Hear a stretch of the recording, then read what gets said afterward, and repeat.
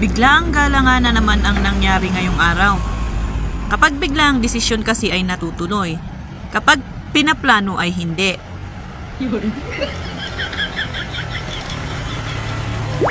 Dito nga sa Cafe Wheel napadpad ang mga paa naming magbabarkada.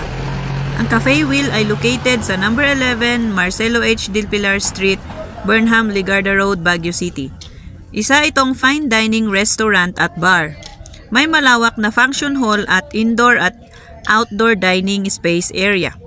Meron din silang free wifi. Nagsaserve sila ng Asian, American at Italian dishes. Nag-order nga kami ng strawberry at mango shake which is 9/10 ang rate na sinabi ng mga nag-order.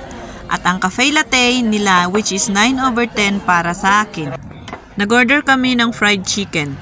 Madami ang servings nila and comes with a potato fries. 8/10 ang rate namin dito. Nag-order din kami ng seafood o yung calamares at ang cheese stick at ang chili shrimp. Yung calamares actually combination yun ng squid at shrimp, I think. Ito ay masarap lalong-lalo na pag nag-mix na yung sauce at may kasama na itong potato chips. 9/10 ang rate namin dito.